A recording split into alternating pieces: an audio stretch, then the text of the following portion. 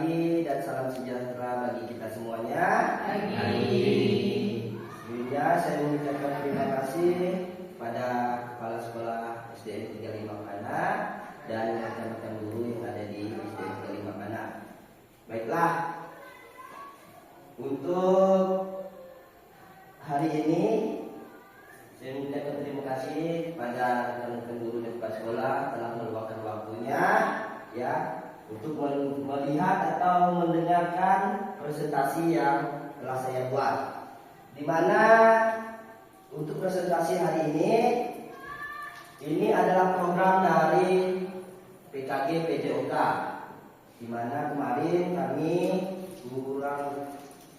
kurang lebih 1 minggu mengadakan tatap muka di kegiatan PKG PJOK, dan banyak sekali ilmu-ilmu baru yang saya dapatkan di sana ya.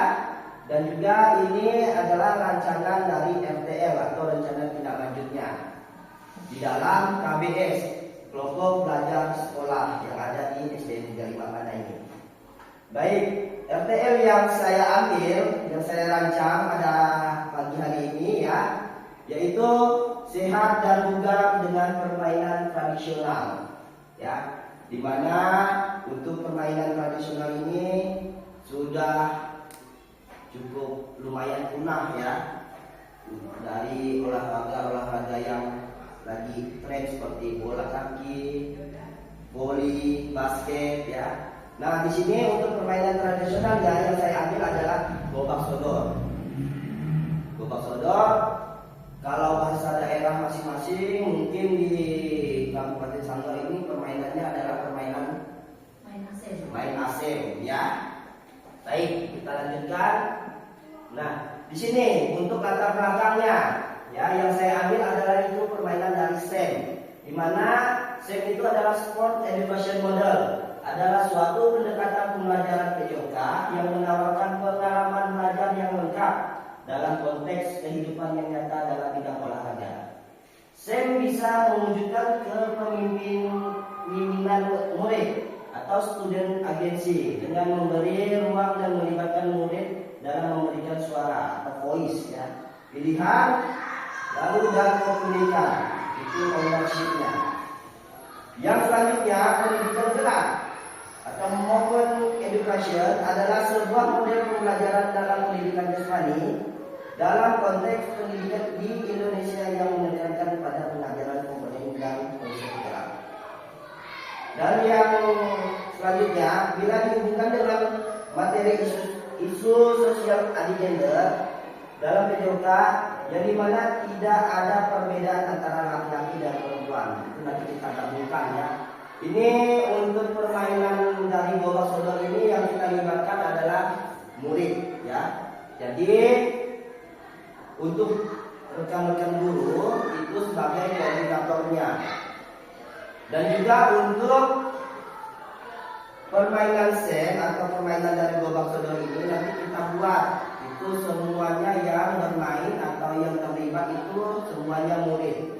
Dimana nanti yang saya ambil itu dari kelas 4 sampai kelas 6 ya. Itu gabung antara laki-laki dan perempuannya.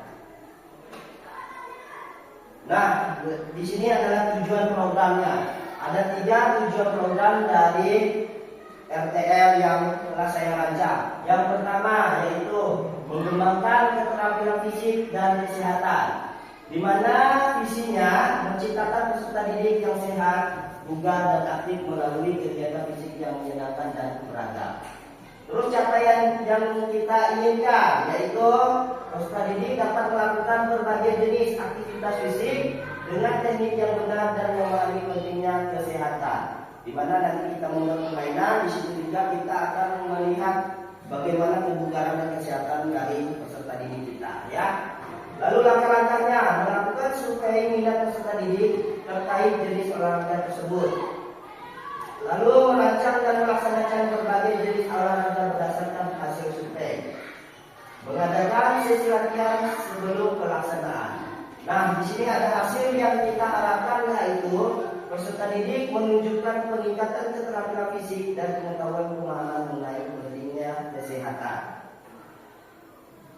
Terus yang untuk tujuan program kedua yaitu mendorong partisipasi aktif dan kepemimpinan, di mana visinya menumbuhkan sikap proaktif dan jiwa kepemimpinan dalam diri peserta didik melalui kegiatan fisik.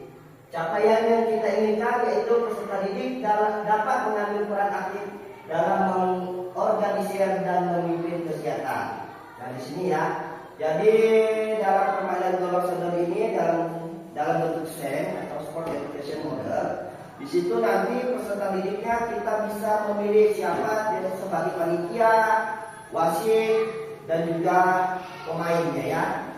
Nanti pada waktu yang kami tatap muka, di situ nanti kita pilih panitianya ada berapa, apakah nanti kelas 4 atau kelas 5 atau kelas 6 yang kita pilih untuk sebagai panitianya.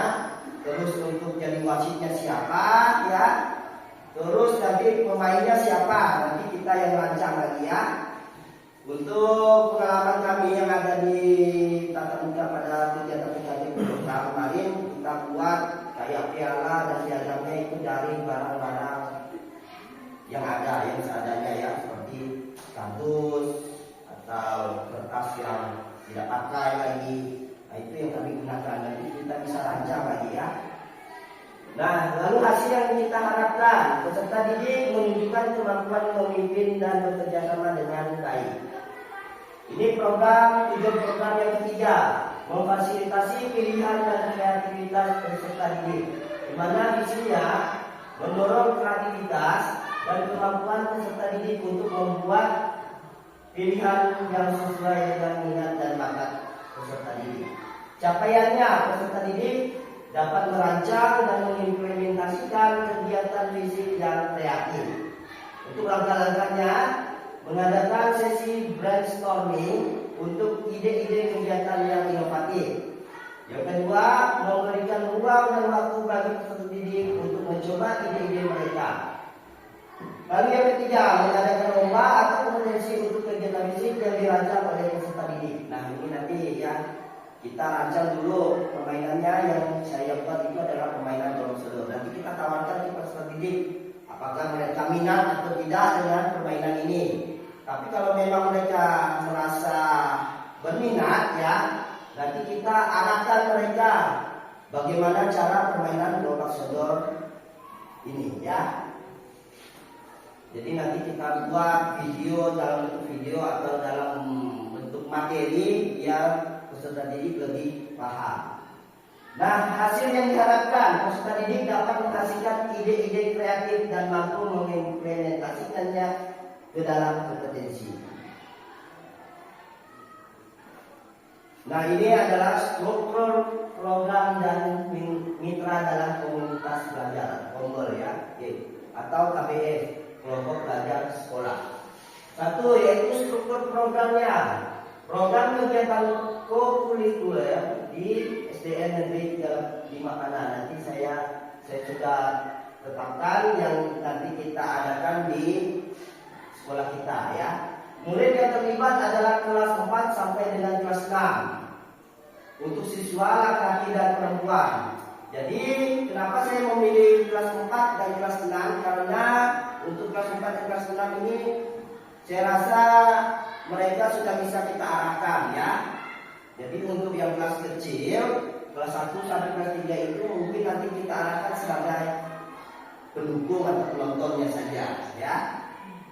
Nah lalu untuk waktu kegiatan dilaksanakan setelah kegiatan semester atau akhir semester di kelas meeting nanti.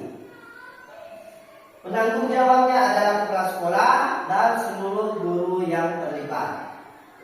Pelaksanaan program yang saya ambil yaitu sehat dan bugar dengan permainan tradisional yang akan dilaksanakan di halaman sekolah. Kita punya halaman besar, nanti kita gunakan semaksimal mungkin di halaman yang ada di sekolah ya.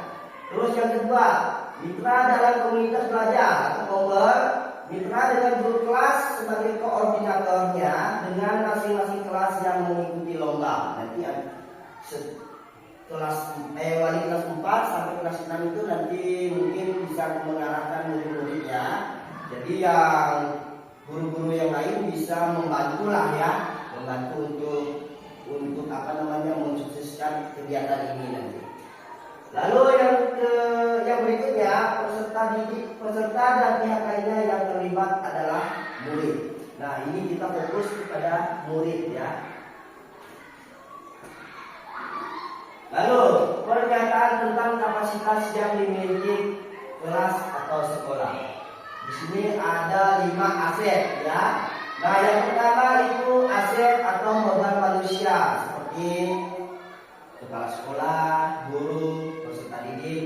Kalau bisa kita undang seperti wali orang tua murid atau kepala desa di situ ya. Tapi kita bertahap dulu karena tahun ini baru kita mulai ya rancangan SEM itu. Ada permainan tradisional, kita libatkan dulu guru dan murid yang ada di sekolah kita ya. Lalu aset atau modal lingkungan dan fisik berupa lingkungan yang asri, bersih dan nyaman, lapangan atau halaman yang luas. Nah, jadi lapangan kita sudah besar, halaman kita sudah bersih, dan juga lingkungan kita juga masih asri ya, tidak ada yang seperti yang di kota-kota ya, yang tumbuh-tumbuhannya sudah ditanam apa namanya? Seperti apa perizinya namanya yang bukan asri lagi itu. Nah, kayak seperti itulah ya. Jadi yang ketiga yaitu aset atau modal sosial dan politik, yaitu kemampuan seluruh unsur yang terlibat dalam proyek untuk menjalin kolaborasi dan sinergitas dalam hal kebijakan dan tanggung jawab. Lalu yang berikutnya aset modal finansial. Nah, di sini yaitu aset finansialnya kita bisa rancang ya, dari saya dan bendahara ataupun kepala sekolahnya, kita bisa rancang untuk tahun-tahun berikutnya apakah bisa nanti dalam kegiatan dari SEM ini bisa kita anggarkan untuk di dana bosnya. Dan yang terakhir yaitu aset modal agama dan budaya, yaitu warga sekolah yang taat beribadah dan gotong royong yang masih terawat dengan baik. Nah, ini rencana evaluasinya. Yang pertama, kegiatan evaluasi pelaksanaan program dilakukan dalam bentuk rapat. Nah, sudah kita lakukan ya sekarang ya. Evaluasi bersama pimpinan, guru, staf, dan perwakilan peserta didik. Lalu yang berikutnya, bentuk lain pelaksanaan evaluasi program bisa dengan wawancara langsung kepada perwakilan guru, staf, atau peserta didik untuk memberikan evaluasi dari pelaksanaan program. Dan yang terakhir, evaluasi dalam bentuk angket melalui Google Form didistribusikan dan diisi oleh pimpinan, guru, staf, dan orang tua. Ini mungkin untuk timbal baliknya ya, nanti untuk aksi nyatanya ya. Nah, di mana pada rancangan tidak mungkin semulus apa yang kita inginkan ya. Pasti di mana kita setiap merancang sesuatu pasti ada tantangannya. Yang pertama yaitu keterbatasan fasilitas dan alat. Keterbatasan fasilitas olahraga bisa menghambat pelaksanaan kegiatan olahraga. Tapi di sini kami waktu kemarin kami ya, kalau tidak ada alat yang memadai, kami bisa menggunakan asset thinking namanya. Asset thinking itu kita menggunakan alat seadanya yang ada di sekolah ya. Alat-alat yang ada di sekolah kita gunakan, bagaimana kita merancang sesuatu itu bisa terlaksana. Yang kedua, motivasi peserta didik. Peserta didik memiliki motivasi yang sama dalam berpartisipasi kegiatan fisik. Dan yang ketiga, kolaborasi dengan komunitas atau kelompok ataupun KBS ya. Kurangnya dukungan atau keterlibatan orang tua dan komunitas dalam dapat mempengaruhi motivasi belajar peserta didik. Dan yang keempat, waktu dan jadwal. Nah, ini ya untuk menyusun jadwal kegiatan dengan jadwal sekolah dan kegiatan lainnya dari peserta didik. Ini mungkin agak apa namanya ya, agak susah kita mengaturnya. Maka saya rancang ini untuk kegiatan yang membutuhkan waktu 1 sampai 2 hari ini kita bisa menggunakan di akhir semester ya. untuk bisa melaksanakannya. Oke, jadi ini di penghujung presentasi saya ya. Jadi kata-kata terakhir yaitu menjadikan permainan tradisional sebagai sarana pelestarian budaya, pengembangan karakter dan peningkatan kualitas interaksi sosial generasi muda, sehingga mampu memperkuat identitas bangsa di tengah perkembangan zaman. Jadi mungkin untuk permainan tradisional ini sudah mulai hilang ya, dimakan perkembangan zaman yang ada di zaman sekarang ini ya. Baiklah Bapak Ibu, mungkin presentasi saya cukup singkat dan padat ya. Jadi mungkin pada presentasi saya mungkin ada pertanyaan atau unek-unek atau juga mungkin ada masukan kepada saya. Jadi waktu untuk pertanyaan, sesi pertanyaan saya buka sekarang. Mungkin ada pertanyaan, satu atau dua pertanyaan boleh ditanyakan. Oke, Bu Jam, silakan Bu Jam. Ya. Berapakah jumlah pemain dalam permainan gobak sodor? Oke. Baik Bu Jam ya. Berapa orang pemainnya? Tadi karena tidak ada di presentasi saya, cukup bagus pertanyaannya Bu Jam ya. Jadi pertanyaannya berapa jumlah pemain dalam satu tim ya, dalam satu tim pada permainan gobak sodor. Nah, jadi satu tim dalam permainan gobak sodor itu bisa kita lakukan, dia itu berjumlah satu timnya bisa 3 sampai 5 orang. Tapi kita bisa variasikan lagi ya, misalnya di kelas 6 itu ada 14 orang. Jadi kita bikin 2 tim, 14 dibagi 2 berapa?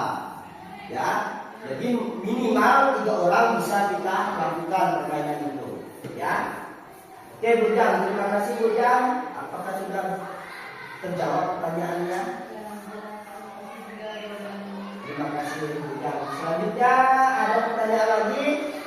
Baik, Bu ini. Terima kasih untuk kesempatan bertanya. Jadi kan permainan gobak sodor ini merupakan permainan tradisional. Ya. Dimana bahasanya, misalnya kalau kita di Sambal ini namanya permainan sen. Kemudian dalam bahasa Indonesia disebut dengan gobak sodor. Iya. Jadi yang mau saya tanyakan, berasal dari mana sebenarnya permainan gobak sodor ini? Oke.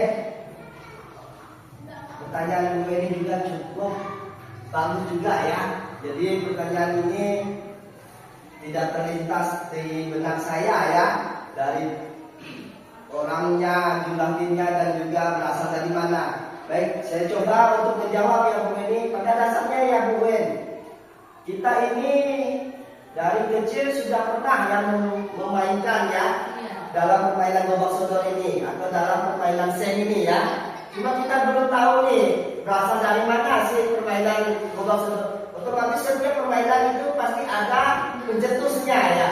Baik, jadi kemarin sempat saya buka sedikit atau searching sedikit ya. Jadi permainan tradisional gobak sodor ini yang mencetus atau memainkan pertama kali itu dari daerah Yogyakarta ya. Bukan daerah kita rupanya. Bila saya itu daerah dari Sanggau, rupanya dari Pulau Jawa yang menciptakan dari gobak sodor ini. Diadopsi, kemudian berubah nama, makin ke daerah makin beda-beda namanya.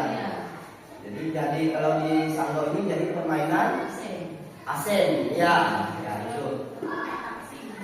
Apa namanya? Nah, di tempat Jawa lagi beda lagi, taksing namanya ya. Jadi setiap daerah itu berbeda-beda namanya, tapi permainannya sama dia, cara mainnya ya. Oke, terima kasih Bu Wen. Apakah sudah terjawab pertanyaannya? Ya, terima kasih juga untuk Bu Weni dan Bu Jam ya. Jadi pada dasarnya saya tidak terlintas untuk langsung mengisi atau mengerti di presentasi saya untuk pertanyaan yang ditanyakan oleh Jan dan Bu Beni ya. Oke, baiklah. Mungkin pertanyaan saya tutup ya, karena mengingat waktu kita juga tidak lama. Jadi saya tutup untuk 2 pertanyaan dan mungkin saya buka ya untuk masukan. Boleh mungkin dari kepala sekolah atau diwakilkan juga oleh Pak Ijul juga bisa memberi masukan untuk presentasi saya. Terima kasih Bu Galuh atau kepala sekolah dari Bulan Anda. Terima kasih Pak Dani atas waktu yang diberikan. Nah, saya cuma memberikan dukungan bagi Pak Dani itu seperti ini kan mainan dari tsunami. Nah, jadi saya saling mendukung agar permainan ini kita laksanakan di sekolah kita supaya yang budaya-budaya itu tetap ada untuk generasi yang muda ini ya. Nah, kemudian saran saya itu siapa tahu nanti Pak Dani menemukan lagi ada permainan tradisional yang lain, kita kembangkan lagi di sekolah kita. Jadi kita membudayakan budaya yang ada di bangsa Indonesia ini. Nah, sekian dan terima kasih. Terima kasih kepala sekolah dan juga Ibu Ana atas masukannya yang nanti mungkin di tahun-tahun berikutnya nanti kita akan kembangkan lagi ya. Karena ini tahun pertama, jadi yang tahun pertama ini dalam perintah saya itu memang saya memilih dari permainan tradisional, yaitu yang mungkin saya adalah coba juga mungkin di tahun depannya kita bisa main apa namanya yang kaki-kaki, lele bisa ya. Kan banyak juga permainan tradisional yang lainnya juga. Terima kasih Bu Galuh, kepala sekolah SD Surabaya untuk masukannya. Mungkin saya minta satu lagi untuk masukan dari presentasi saya. Baik Pak Ijul. Terima kasih Pak Dani atas pemaparan materi rencana tindak lanjut dari pembelajaran di lokal.